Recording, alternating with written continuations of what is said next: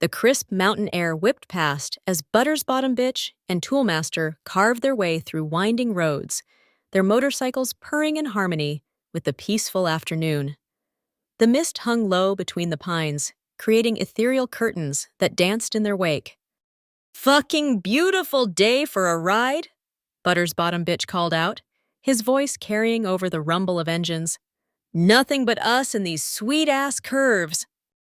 Toolmaster's response was cut short by the sharp chirp of a phone. They pulled over, the gravel crunching beneath their tires. "It's Scotty," Toolmaster said, fishing out his phone. "Says his Harley's dead about 2 miles up."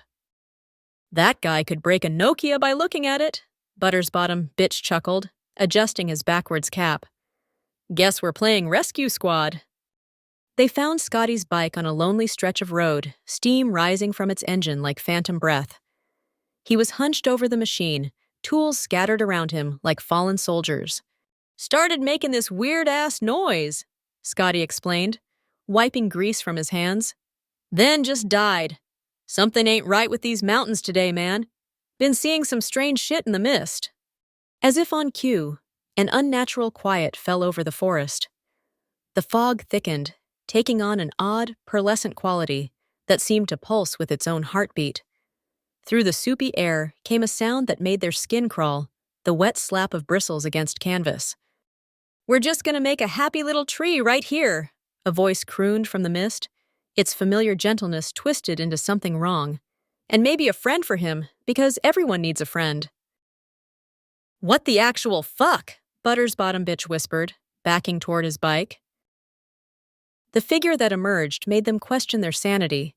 Bob Ross, or what was left of him, shuffled through the mist, his iconic afro matted with dark substances they didn't want to identify.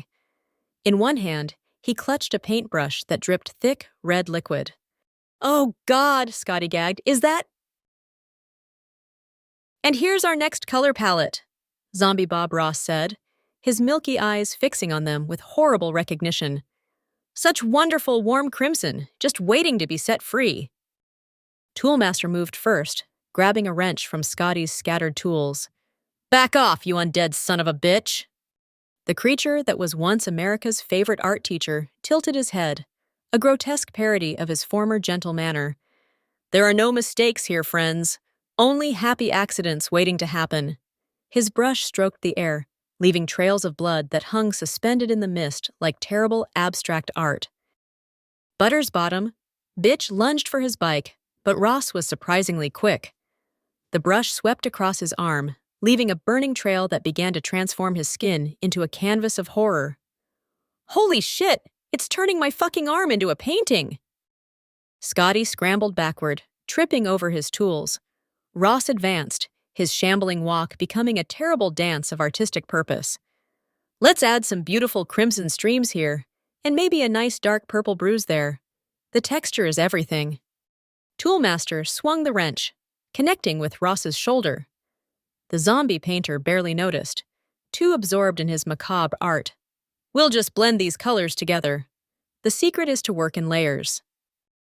The mist around them began to take on color, transforming into a three-dimensional painting of gore and terror. Trees in the distance melted into bloody waterfalls, rocks became pulsing organs, and the ground itself seemed to breathe with artistic life. "Your bodies are my canvas," Ross crooned, his brush now dripping with multiple colors of bodily fluids. "Let's make something beautiful together." Butters Bottom Bitch grabbed Scotty's arm, pulling him up. "The bikes! Fucking run!"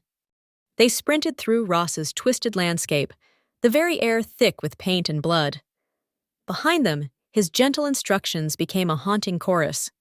"Just beat the devil out of it! Beat the devil out of it!"